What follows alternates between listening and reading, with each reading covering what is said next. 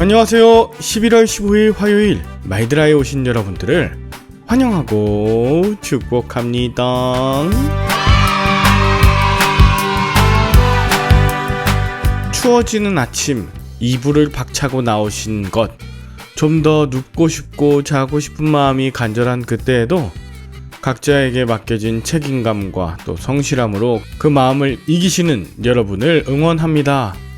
우리가 아무리 고단하고 연약해도 해야 할 사명이 있다는 것, 누워있던 자리에서 벅차고 일어날 수 있는 이것이 얼마나 감사한 일인지 모릅니다.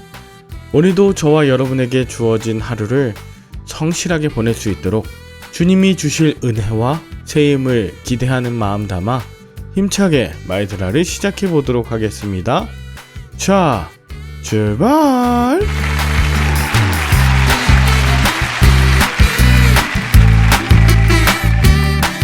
오늘은 사도행전 3장입니다. 오늘 본문에는 베드로와 요한이 성전에 기도하러 올라가는 장면으로 시작하는데요. 그곳에는 한 사람이 그 성전 문 앞에서 구걸하고 있었습니다. 2절에 보니 그는 나면서부터 못 걸었던 자라고 하고요. 사람들이 메고 와서 문 앞에 두었던 자입니다. 마치 장애인을 시켜 앵벌이를 하도록 했던 상황이 아닌가 모르겠어요. 그런데 베드로와 요한이 자신들에게 구걸하는 그 사람을 주목하게 되었습니다. 그때 베드로가 말하죠. 우리를 보라. 그가 베드로에게 무엇을 얻을까 바라보았을 때 베드로가 다시 말합니다. 은과 금은 내게 없거니와 내게 있는 것을 네게 주노니 나사렛 예수 그리스도의 이름으로 일어나 걸으라. 그러면서 7절에 보면 오른손을 잡아 일으키는데 발과 발목이 곧 힘을 얻고 뛰어 서서 걸으며 그들과 함께 성전으로 들어가면서 걷기도 하고 뛰기도 하며 하나님을 찬송하였습니다.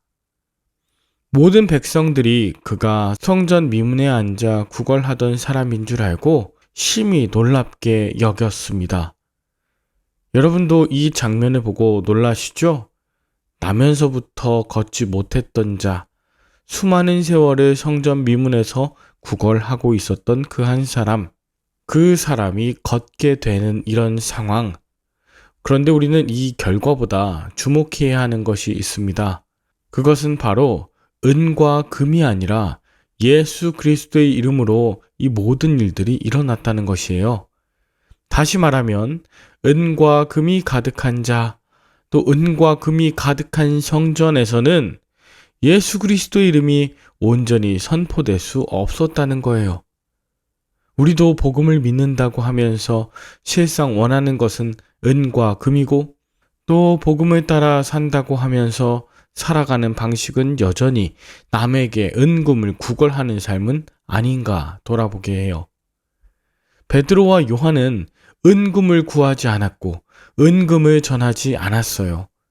그들은 오직 나사렛 예수 그리스도의 이름으로 일어나 걸으라 했고 예수 그리스도의 이름으로 그의 오른손을 잡아 일으켰습니다.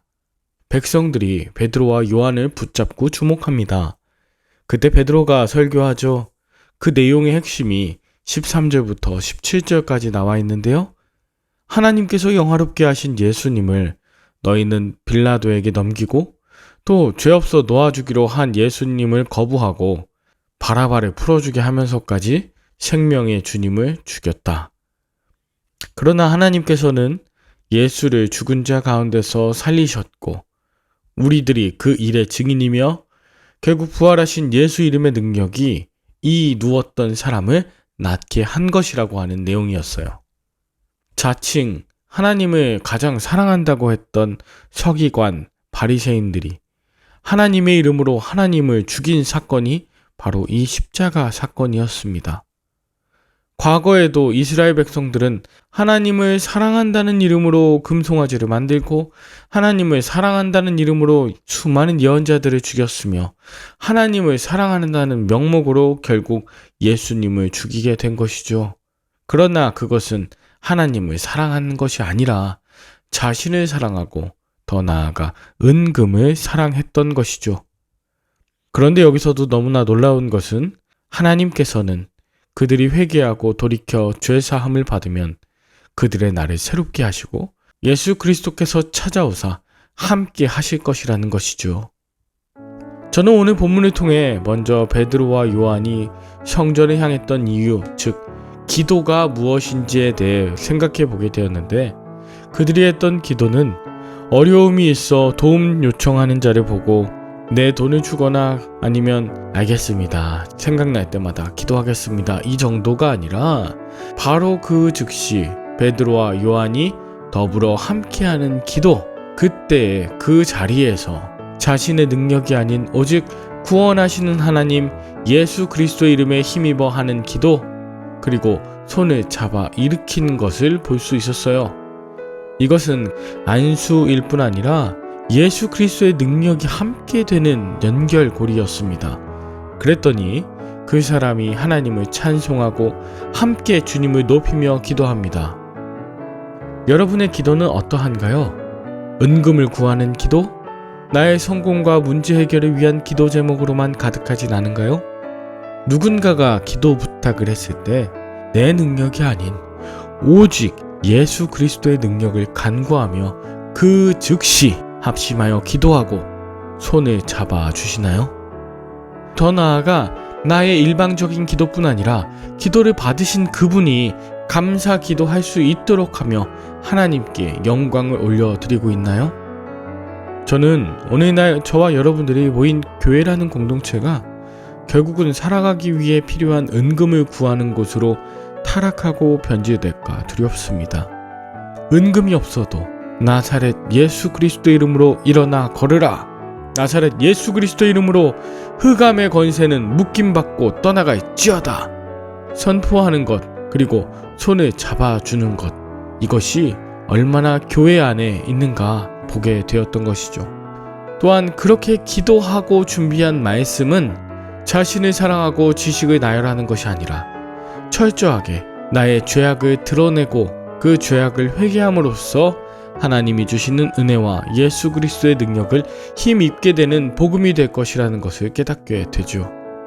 그렇게 기도하고 온전한 복음을 전하시는 저와 여러분들, 그리고 여러분이 섬기시는 교회 목회자들 다 되실 수 있기를 함께 기도합시다.